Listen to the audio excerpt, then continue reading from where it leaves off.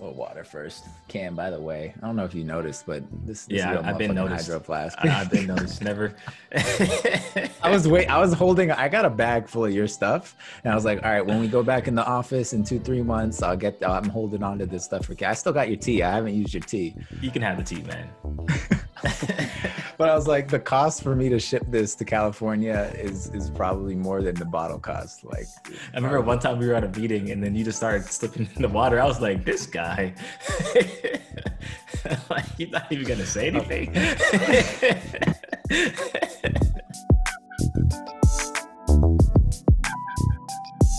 What's going on, everybody? Welcome to Without a Roadmap. This is the podcast for product folks who don't know all the answers. My name is Yonas. I'm joined here by my co-host, Cameron Curry. What's going on, everybody? Episode 3 of the Customer Success 101 series. We're joined by, I believe it was our second guest of the Without a Roadmap podcast, my good friend, John Papale. He decided to be the first person to make a second appearance on this beloved podcast. John, why don't you go ahead and reintroduce yourself to the good people listening out there? Yeah, thanks for the intro. I'm honored that I'm the first multi-appearance guest on the podcast. But like you said, my name's John. I'm a customer success manager at Zappi, which is an insights platform based in London, but I'm out of the Boston office. Nice. So we have John here to talk a little bit more about the customer success role, the function in the organization. Myself being a product person, I always ask John a whole bunch of questions on what CS is, how to do it better, because as you have learned that Jonas and I are trying to do the best we can as product people doing customer success here. So John's a person I throw ideas off of. And so wanted to bring him on today to give a different perspective.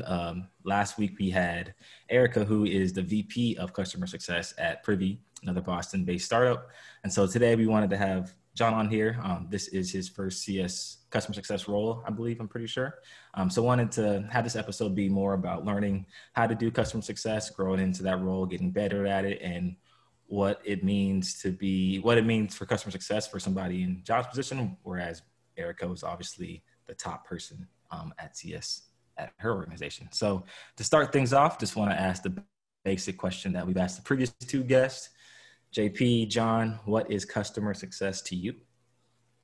Yeah, well, I'll start by saying the guests you have on have been great. I obviously listen to the podcast. So for everyone who's trying to be a guest, just make sure you butter them up and tell them you listen. But no, I will say I've got a ton of value out of it. They've been awesome. So I appreciate what you guys are doing. And I knew this question was coming. So I'm probably most nervous about the answer for this because it's like the hardest question.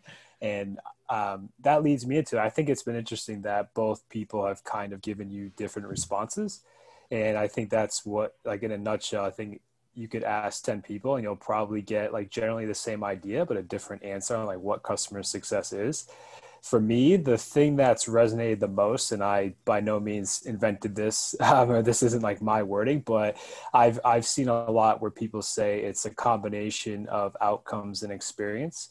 And to me, like that really resonates, especially for like what I do on a day-to-day basis. And that for me just means you're partnering with your customers to help them achieve the outcomes that they want. And I think that's important. It's what they want. It's their definition of success and value, not yours or like your company's. And then it's also managing their experience in working with your product or solution or whatever it is that like your company does. So that's what resonated most with me, what I think customer success is. Snaps. Yeah, that was deep. I appreciate that. But like, why do you think the answers vary so much from CS person to CS person? Yeah, I think it's first probably customer success is still like a young role, right? Like people have been doing sales since, who knows when, right? Like forever. I think customer success, like it really has started in the last 10 to 15 years. So that could be part of it. I also think it's just that inherently almost every product is different, right? Like Parlor is very different from Zappi, and therefore the outcomes and the experience that the customers have working with my company versus your guys' company is very different. So some companies, like in order to achieve that success, they may need a person that does like XYZ, whereas at like Parlor, a customer success manager may have to do ABC. And I think that's kind of where the difference comes in. In some places, it's much more support focused or renewal focused or upsell. And then others, it's more like you're helping them manage different projects. You're really just like setting them up for success. So I just think it's because like products are so different that the success that customers are going to have is going to be so varied that it changes from place to place. Yeah, that makes a ton of sense. I mean, from our perspective, we've noticed that like product organizations and probably product people also probably have different answers when it comes to like what is product management, because I mean, there's still that stigma of if there's a difference between project and product management.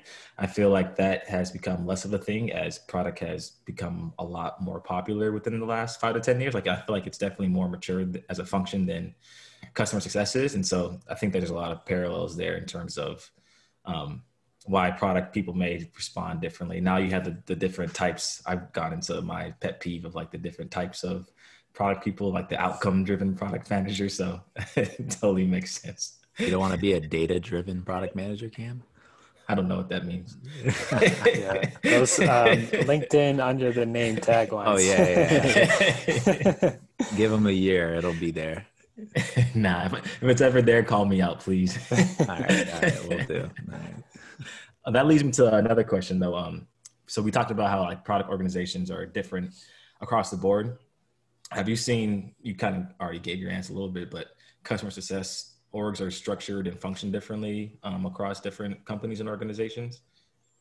Yeah, I definitely see that. It's funny. I'm a part of like a coaching mentor program within customer success, and it's really cool. And it's funny, like every time you meet with a new person, we always joke that like the first 15 minutes is like, okay, like what do you actually do? Like, I know you're a CSM, but like, what does that mean at your company? And then like they share with you and you're like, okay, like we do a lot of the same things, but it's also just like different because going back to like the previous answer, it's just like what my company does is just different than theirs or yours. So I think there's like definitely a ton of themes that you'll see that most customer success people do, but it's just like how they go about them or the execution that's different. And then I think also some of your other guests have pointed out, like sometimes CSMs own upsells, renewals, sometimes they don't. So it's just, it definitely varies from place to place. I'm curious, maybe it has to do with what you just mentioned about, different CSMs kind of manage different parts of the process and have different responsibilities. Like what does growth look like in CSMs? For example, in product, not necessarily, I'm not interested in the titles. We know there's seniors, CSMs and regional. In product, growth usually looks like, going from managing a small part of the product to, managing a larger part of the product to thinking more about strategy. I'm curious what that, kind of looks like on the customer success side. Yeah, that's a really good question. And again, I think it's one of those things that like place to place, it's probably going to vary. I think you have your normal, for lack of a better word, like ladder, where it's like, okay, I come in and maybe I'm like an entry level CSM and I work with, it could be like really small, more like tactical customers. And then I move up to like a full, like a CSM or a senior CSM. And now I'm managing like enterprise customers or like like we have like, like multinational buying centers, things like that. And then you can move up to like a director where you're more of a manager now and you're overseeing like a region of customer success managers and then, keep working up the ladder that way. So that's one way that I think you could see it. I think the other way is just for me, like that I've been trying to do is just like find things that I'm good at and acknowledge those, and then try to find things that like I know I need to work on that are more general like customer success things, whether it's like engagement or onboarding and being better at like running customer business reviews, things like that. I think it's just like it's kind of on you to also just like grow as an individual, because at the end of the day, as we keep saying, I think that's like a common theme. It's just going to change like from place to place where you are. So that's the way that I look at it. Before we switch into like learning CSM, or like the first couple months you're in a new CSM role for the very first time. I wanted to ask maybe what could be a fun question. What's like one of the customer success myths or pet peeves you have with the industry? Throw you on the spot a little bit. Is that so I'll throw it back on you. A myth that outsiders would say about customer success, or like within people who work in customer success? Because I think myth, it would be outsiders. Yeah. I think it's not really a myth, but I think like a lot of times people just don't really understand like what CSMs do. And you get a lot of like, oh, so you're like customer service or customer support, or you're like an account manager. And at times, like I think those things are all true, and they're probably true for a lot of CSMs at a lot of places. But I think like just the overall myth is like, what exactly like do you do? Like you say like, all right, it's helping customers achieve value, but like, how do you do that? So I think that it's like a myth and a pet peeve just for me, because I think it's much more challenging than that. And then the other one is just kind of like that your job is to like just make customers happy. And like, obviously that's true, but your job is to really help them get value. And sometimes that means having difficult conversations and like challenging them, and not just rolling over and making sure they're happy. So those are like the two big ones that come to mind. I gotta move my mic. Some things are messing up. Whoa. All right, we back.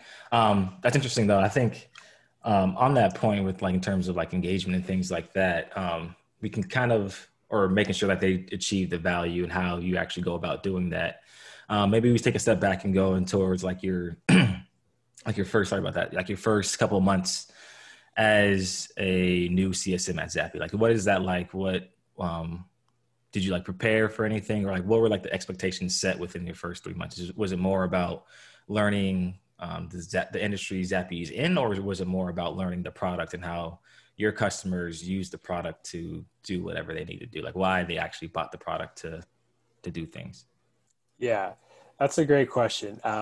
First, I did not prepare going into it. As you know, better than anyone, I was coaching college basketball and getting my master's. So in no way was I doing like tech customer success. But yeah, I think the first 3 months, you pretty much nailed it. I think you have to just dive in and understand, okay, like why are people becoming customers of this company? And it's both. It's understanding the industry, but more so it's understanding the product. And I think when you start to understand the product and you need to dive into it, and that's how I was trained in, which I think was great. It's like, you need to dive into the product as if you were a customer and figure out like, okay, like you need to learn how they're using it, why they're using it. And when you do that, you start to learn things about the industry as well.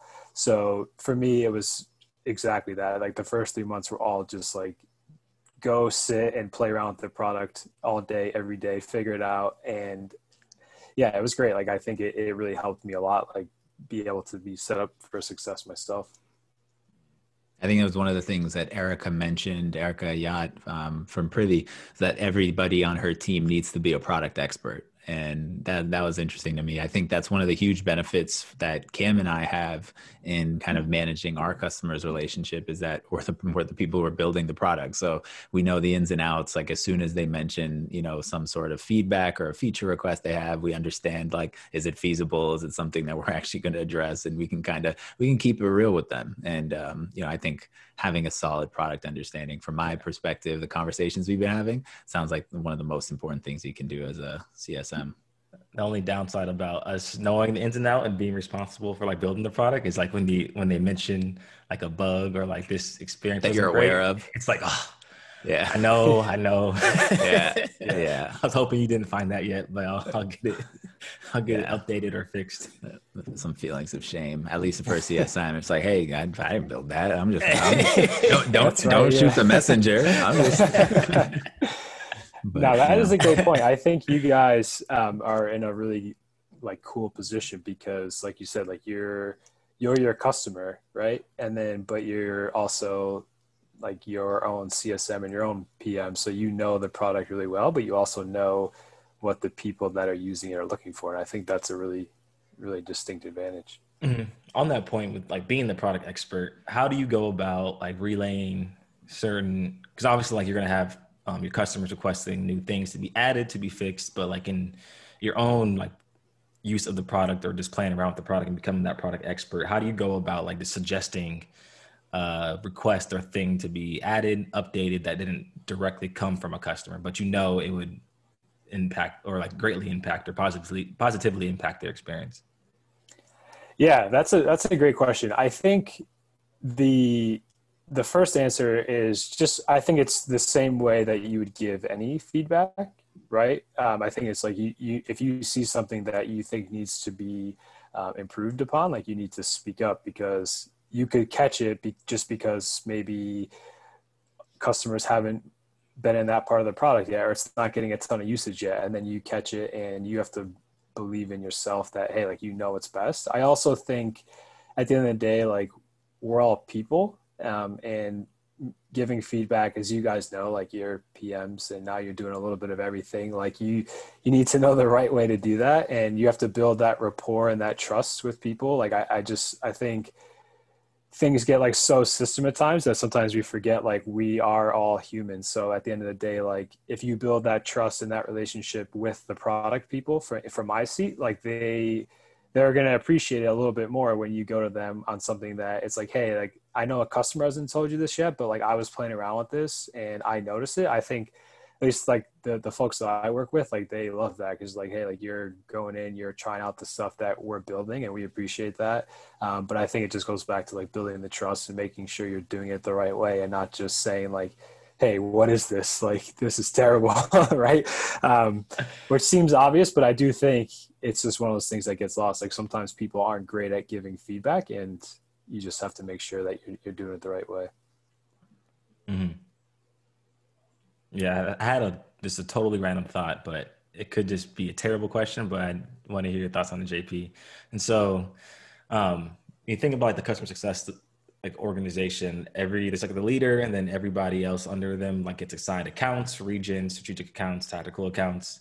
And when they're assigned, like obviously some people have higher priority or like VIP customers accounts. When you're thinking about just the overall like trend of all the customers, all the portfolio and their needs and their interest, how do you go about just saying, all right, how do you go about not heavily weighting everything you want to talk about to the rest of the organization from like the product's perspective in terms of things they need to like the highest paying customers and most important customers? And so making sure that everybody's accounts and everybody's has like the equal voice. So like if maybe you just started out and your customers are not as important or not as strategic or not as highly contributing to revenue, how do you make sure like that person's voice and reflective and that person's accounts voices get heard in terms of things they need added to the product? Yeah. I think it's a good question. I think the first piece of it that that came to mind is just, it's twofold. Like I think as a CSM, it's your job to make sure that like any meaningful feedback gets back to the people that it should. And I don't want to say like it's not our job to like sort through like who's important and who's not, because it definitely is. But I think like it's just your job. Like I don't think you definitely shouldn't say like, well, like this customer is tactical and they don't, like they're in our low tier of payment and things like that. So it's not really that important, because I think, and I'm sure you guys can appreciate this, like you have to have the mindset of if one customer sees it, eventually like another one's going to see it. And then eventually like that $1 million customer may see it and then they're going to get really mad. And you could have caught it 3 months ago when somebody else caught it. So that's the biggest thing, is just, I think it's our job to make sure that any meaningful feedback gets back, no matter who it's from. I also think that, like you also, I could flip the question on you and ask how you guys like prioritize it. Yeah, but I think for me, before I do that, I think it's just, you have to accept that like there's more, everyone has customers and everyone has priorities, and you you just have to trust that like folks have the big picture in mind, and all that, I can do is just make sure I provide the best context, the best story possible, and try to make sure it's clear like where it's coming from that really high value customer. And if that's just being really candid and saying like, this is make or break, we need to do this, then that's what you need to do. But you obviously can't cry wolf every time they have a complaint. Like you need to just be able to manage that. But yeah, I'm curious to hear like what you guys would say on how you manage it on like the product side. You want to go first? Or you want me to Sure. Yeah, I'll try and give like a really short answer. I don't think there is a really concise one, but there's so many variables that you take into account. I know a lot of people try and have some sort of score that they apply to feature requests to prioritize them. I think it's a lot really nuanced, and maybe at scale you need something like that to filter through all the jazz. But in our case, the first thing you look at is kind of the importance of that feature to the grander population. Like, is this something that's going to immediately provide like a direct value to all of our users or as many users as possible? But maybe even before that, we look at, is this customer a churn risk? Like, is this something that is going to be make or break the experience for this individual? I think when you're at an earlier stage and each individual customer is important, and you want to have those referenceable customers for fundraising, and you just in general, it's you want to keep your customers happy. That does become really important. Like, is this something that's make or break for them? Second might be how many people would this positively affect, or how many people is this negatively affecting? I'll leave it at those two. Cam can kind of fill in the gaps. Yeah, I mean, I think you both said it. JP alluded to it earlier. Like, if one person sees it or experiences it, the next person's going to also experience or see it, and then like you're eventually just grows and grows, and some more people are seeing it. And so in that case, you definitely want to try to build it or fix it in the right time. Like if it's a system breaking thing, you want to fix it as soon as possible. But for like other like custom feature requests, I think like Yonas said, you have to look at it in the grand scheme of things. Like, is this in the direction we want to take our product? Because it could be a large ask depending on what the feature thing is. If it's a small thing, I think you can always try to slot it in there within.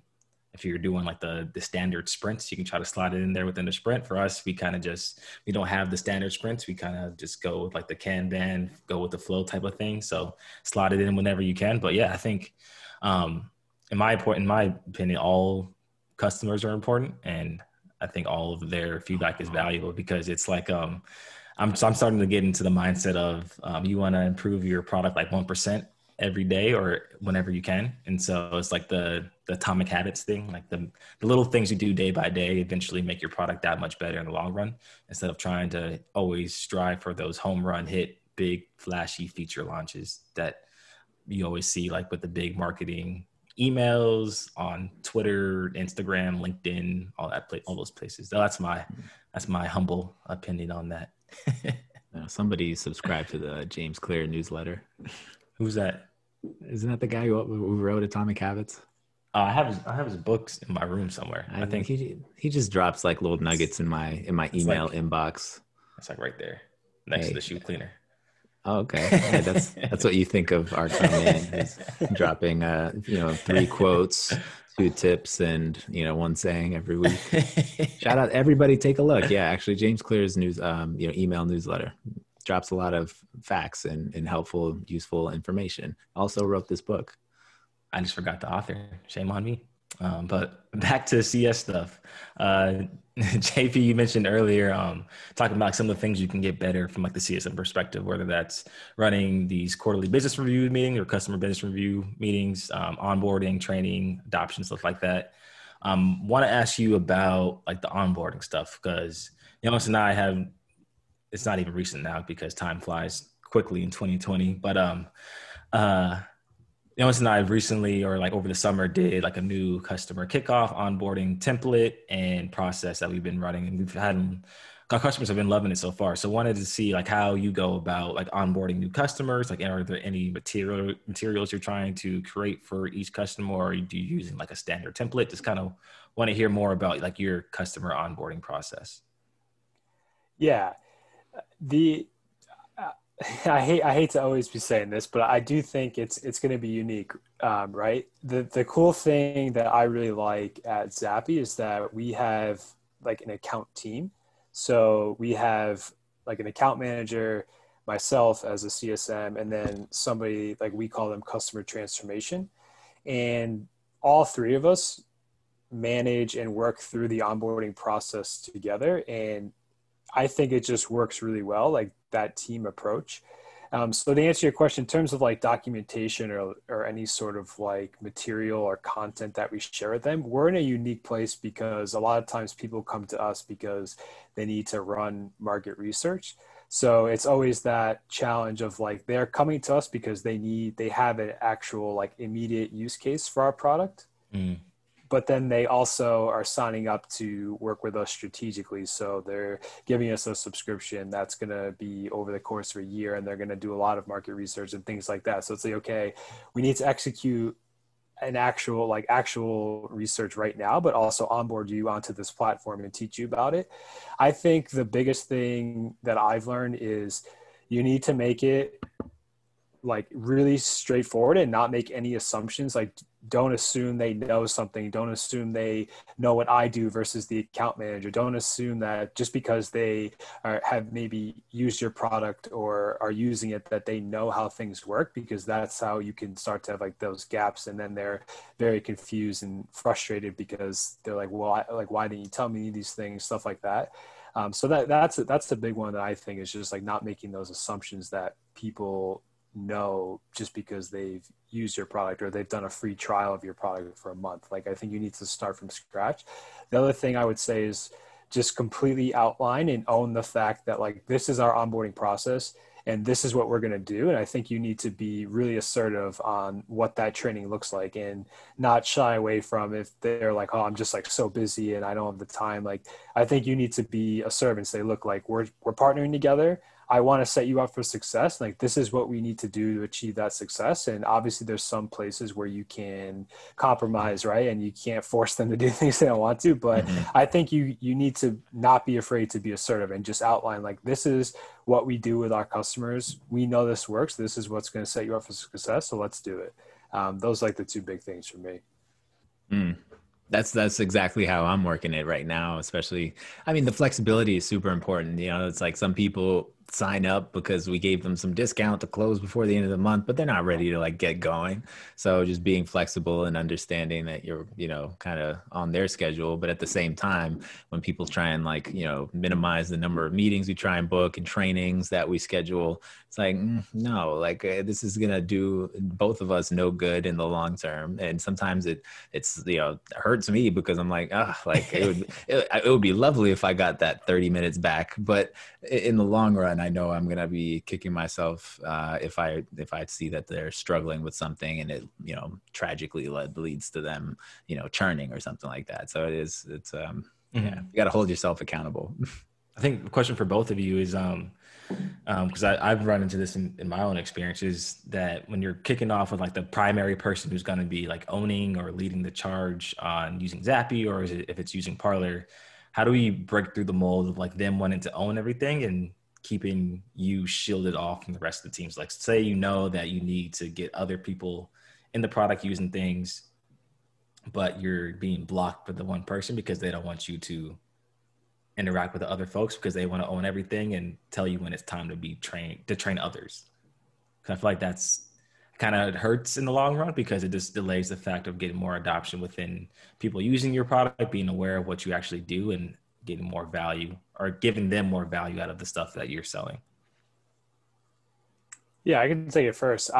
It's twofold because on the one hand, for our product, I don't want to say encourage, but if somebody wants to own the training of like their team and they want to be, you know, the admin user of Zappi, like we don't discourage that because, and that could be like the nature of the organizations, like the insights team, the marketing teams, or the brand teams that are working with us. Maybe that's how they function. But I think it's great if somebody wants to own it. I think you alluded to this, as long as it's not at the detriment to those folks. So I think it's still on us or me to make sure that if that person is going to do that training, I need to make sure that I'm setting them up for success to do that, and making sure that they're then taking, the proper onboarding or training playbooks, whatever it is, and executing those with their team. Because, setting people up for success is arguably the onboarding phase. It's arguably the most important in the customer journey. So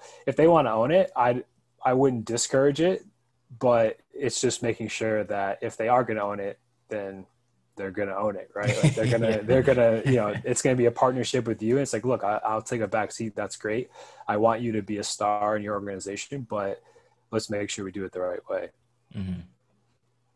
Yeah, I hear that. I would say try not to compromise too much, but, even at the end of the day, you're like, they're the client, and, keeping them happy is super important. So if that's the way that they want to go, I think a nice middle ground of, I'm going to try and like be less hands-on, but I'm going to give you all the resources possible, maybe make additional ones that they can share with the team. It does force you to create more work, but I think that's one of the kind of things where you're going above and beyond to make sure that they're happy. But I think that's also something that, everybody's got to work on, and, there's sales enablement, but, customer enablement is the next piece that I think we even need to work on, figuring out, sharing documents on best ideal use cases, things like that. So just making sure that you give them everything you can. And, if things go south, like you can say, hey, point to the evidence. This is not on me. Like I did what I can. Facts.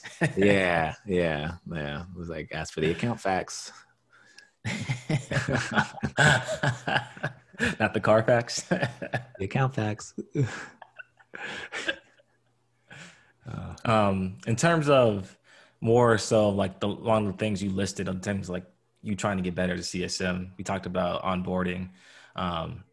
You also mentioned engagement. So talk to me what you meant by like getting better at like engagement. Was that in terms of getting more engagement out of your customers using the platform, or was that more sort of just getting engagement out of you and your customer interacting more? Yeah. When I think of engagement, it's a lot of different things. I think one thing that and I'll just be like completely vulnerable, I don't think like I'm great at like finding like really creative ways to like for outreach, maybe for a customer who's gone dark, or maybe like has churned or is in danger of churning, and they haven't used our product in a while. We haven't heard from them in a while. I know there's some folks on my team that are really good at that. Like they're really creative. They know how to, craft different emails, or if a new product update comes out, like they know the right way to get to those customers. I think for me, like, I think my strengths are more like in customers that I'm working with every day. Like I know how to put myself in their shoes and think like them and help them get value. But I think, getting better at that engagement, the good thing I think for me is that for our platform, I don't want to say the good thing, but part of the reason is just because like the nature of our platform isn't really like tech touchy. I think there are some products out there where you can get really creative, right, with like your outreach, and maybe folks don't necessarily use your product for a while, but that doesn't mean that they're not like engaging and things like that. So I think it's just like you have to be like, someone told me this, it's probably like the most cliche thing ever, but like you're your own CEO. It's like you have to be able to evaluate yourself. Like no one's gonna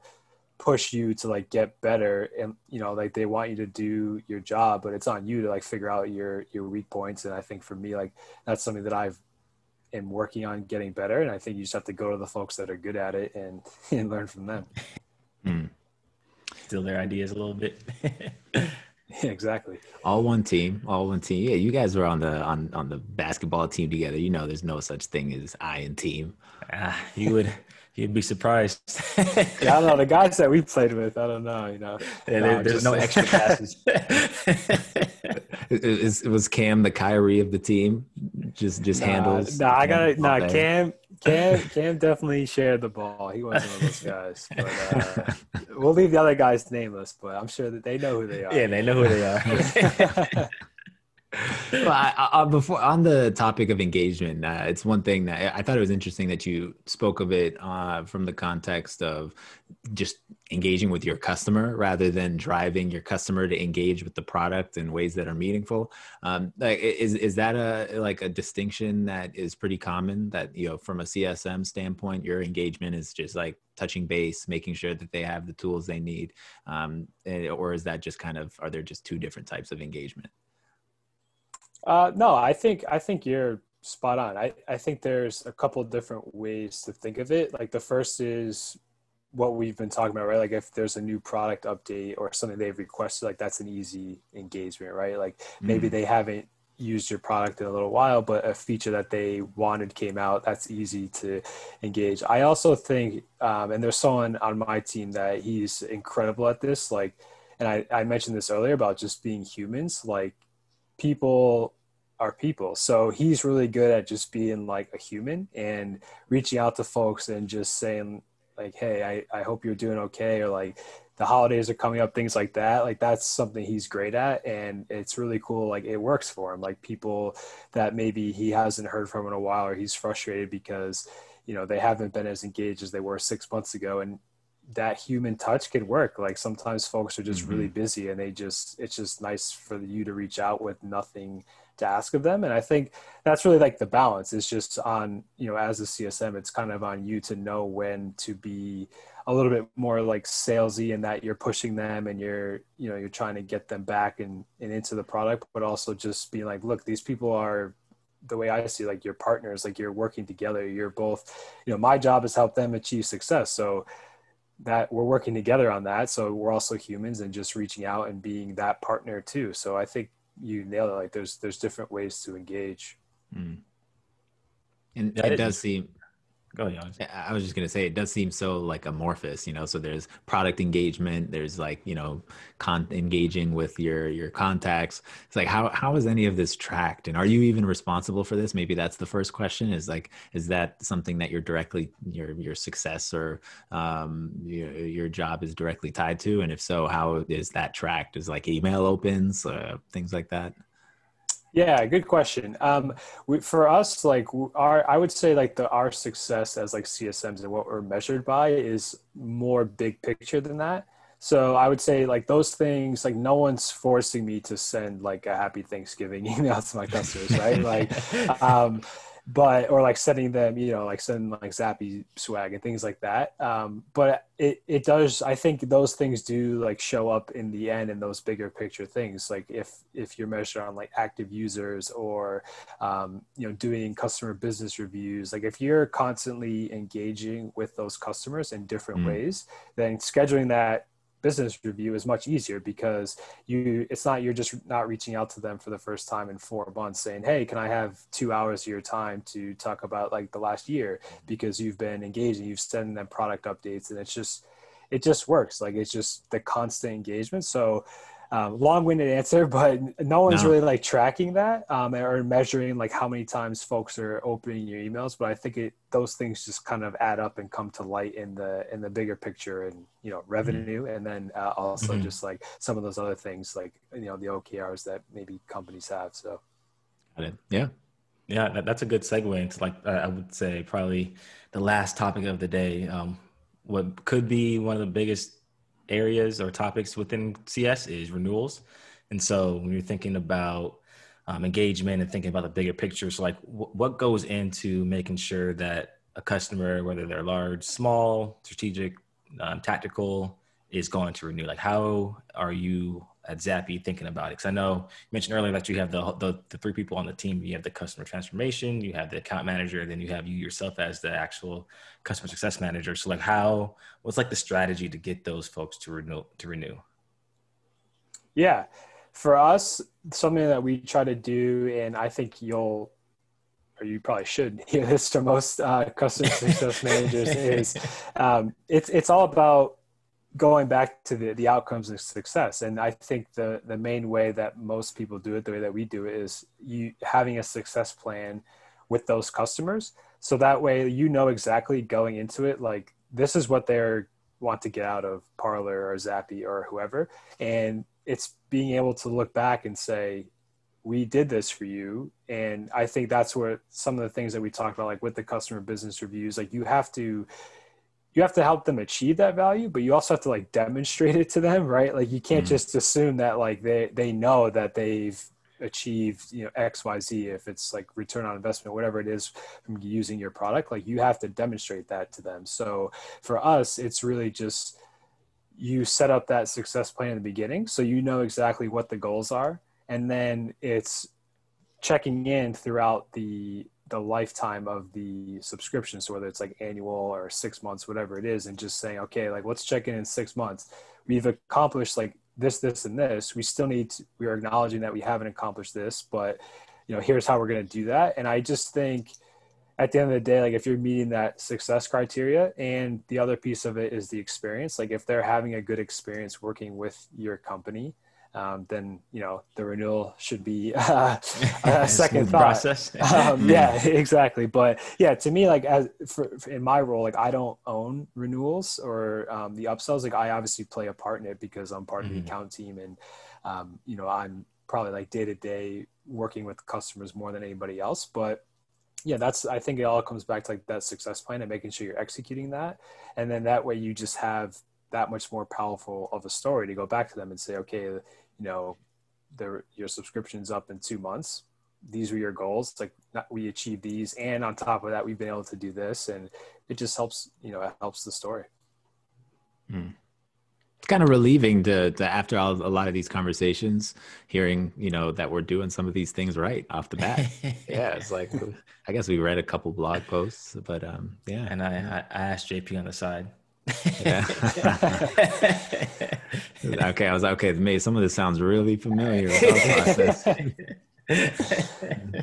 Short-term goals.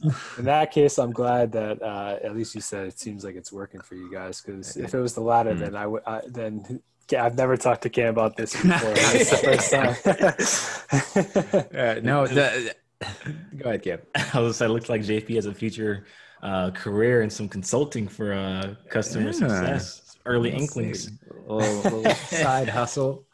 But no, I'm definitely, you know, I don't know how much we could attribute to you, but one of our customers actually like he was the CEO of the company and had the CSMs on the call for our like onboarding call, take notes on our process because he thought it was so clean. And he was like pointing out, he was using like, you know, customer success terminology that I've never even, you know, heard of. He's like, you know, look what he's doing here. He's establishing, you know, a customer journey. I'm like, oh. We're doing that. No, that's all you guys, man. I will say, as like going back to like with Cam with the myths, and I know I said this, but like, yeah, I think people really appreciate when you are like assertive, and even though they're paying you for whatever it is that your company does, like you're the expert, so you have to own that. And I think it does. Like, I think your story is a good example. Like it just goes a long way when you come to the table and you're like, this is how we do things. Like, let's do it. Like, I'm going to guide you along this process. I think a lot of times people think it's like, you know, like you just have to roll over. And at the end of the day, as long as they're not mad at you or there's no tension, like I think most, and this isn't me, but like most things you would read on like, it's like tension is good sometimes. And if you can come out the other side of that, it's the most powerful thing you could have. So that's all you guys, man. You just that's a good point though. This is like goes back to my last company. After one of my coworkers, we were talking about the self-serve and how they were like rolling out this whole thing where you can just do everything self-serve, like IT to get like your tools, your products installed. And before I give away like the funny part, it was like I feel like people like want to be actually served, like they don't want things to just be self-serve for them, like in the product, because you can have a bad experience, it leads to frustrations. And to go back to my old coworker, when they announced that things were going to be self-serve for the IT thing, she's like, well, I want to be served. And like she made like this big deal about it. It was the best moment ever. And I just feel like that's like how things are, in my opinion, things are trending towards, where I feel like it's better to be more hands-on rather than just letting people just run into the wild, because you run to the risk of having those suboptimal user experiences. People get frustrated with the product because they don't know what's going on, how to use things. And if you're just there to have that guided hand, it's always better. It may not scale, but I feel like that extra effort is worth it, in my opinion. Definitely. I think people definitely don't want like that ambiguity to figure it out for themselves. Like they're, part of like their pain, like they like tell me it's your product. Like tell me what to do, right? Like they don't want to figure it out for themselves. Like they don't have the time for that. Some people, but yeah, some people might, but yeah, some people just want to. They just want to go in there, Leroy Jenkins, and figure it out. Yeah, and then they get mad and send you a whole bunch of angry questions like, "Why is it this way?" Yeah, that's got to be challenging for you guys, right? Because like your product is geared towards like you guys, so like I'm sure you get a lot of like when people are giving you feedback, they're probably like, yeah, like I would do it this way, or like why would you do that? Because like they're also building products, so that's really interesting. Yeah. I've caught myself now doing that with other products I use. Like I'm like, oh, I don't want to be that person, so I don't say anything. Yeah. Product people can either be the best or the worst customers. We'll just leave it at that. Ours are the best, obviously. So obviously, I wouldn't know anything about bad product customers, but in theory. Well, I think that wraps it up for us today. JP, thanks for coming on again, being the first multi-appearance person or guest. I don't know if that's the right way to say it, but everyone knows what I meant. The illustrious. That's all you got to say. John Papale, his name rings through the Parlor halls to this day. The man, the myth, the legend. Yeah. Only so much though, because I got cut from the book. I had to get that. Yeah, I had to get that. I had to get that in there. Throw the shot in. All right. Well, everyone, this is probably coming out after Thanksgiving, so just want to end it and saying hope everybody enjoyed the little time off, and it's the countdown to the next time off, the best time of the year when you have multiple long periods of paid vacation off. Can't wait. Throw some like jingle bells in the background, Casey, please. Let's see those editing skills. All right, John, appreciate you, man. Yeah, for sure. Thanks, guys. That was fun.